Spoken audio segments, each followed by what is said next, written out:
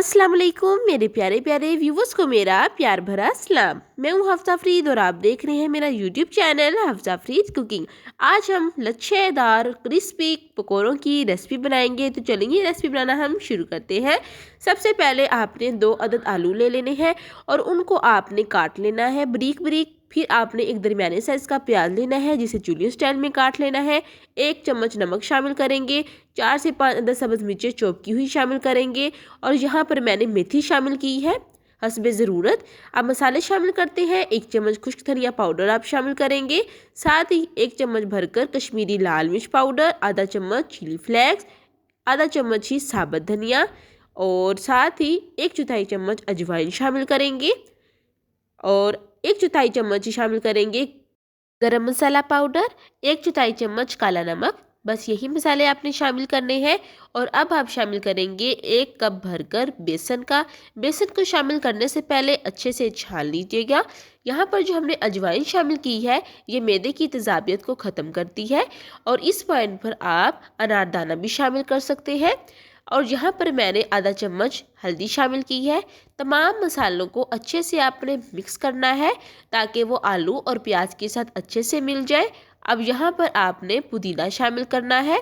तो यहाँ पर मैंने हस्बे ज़रूरत पुदीना शामिल कर दिया है। अब अच्छे से मिक्स कर लेंगे। आप इस पॉइंट पर हरा धनिया भी शामिल कर सकते हैं और साथ में पालक भी शामिल कर सकते हैं। अब आपने हस्बे ज़रूरत पानी शामिल करना है। तो पानी शामिल हस्बे ज़रूरत आपने करना है और अच्छे से मिक्स कर लेना है क्योंकि जो आलू है ये भी पानी छोड़ते हैं। तो ज़्यादा पानी आपने शामिल नहीं करना। अच्छे से मिक्स कर लेंगे। इस पॉइंट पर अगर आप मेरे चैनल पर पहली दफ़ा आए हैं तो आप सबसे गुजारिश है कि जल्दी से मेरे चैनल को सब्सक्राइब कर दें, लाइक कर दें और शेयर करना ना भूलिएगा। आपका बेहद शुक्रिया। तो देखिए इस तरीके से यकजान कर देंगे पूरे अमेज़े को। और अब देखिए मैंने फिर स्टे दिया था तकरीबन 15 मिनट। 15 मिनट बाद कंडीशन आप देख लें। कंसिस्टेंसी बैटर की यही होनी चाहिए। पकौड़ों के लिए बिल्कुल परफेक्ट रेडी हो चुका है। ना ही ज़्यादा पतला हो ना ही ज़्यादा थिक हो। तो ये आप देख सकते हैं।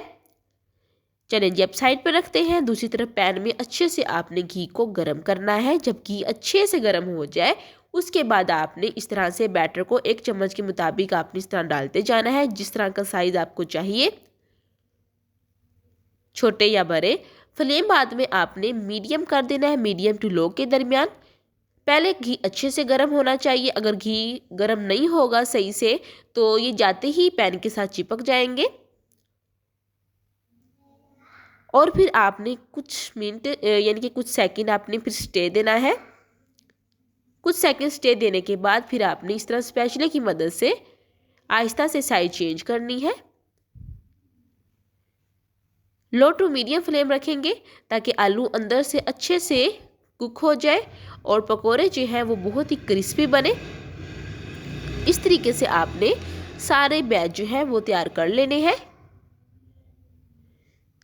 तकरीबन आपको 5 से 6 मिनट लगेंगे। तो ये देखिए लाइट गोल्डन सा कलर आ चुका है और अब हम स्ट्रेनर की मदद से इनको निकाल लेते हैं ताकि अज़ाफ़ी ऑयल या घी जो है वो निकल जाए। बहुत ही मज़े की खुशबू आ रही है।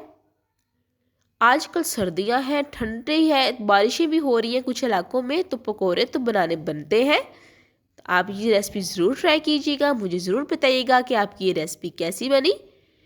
तो बहुत ही क्रिस्पी हमारे पकोड़े जो हैं तैयार हो चुके हैं।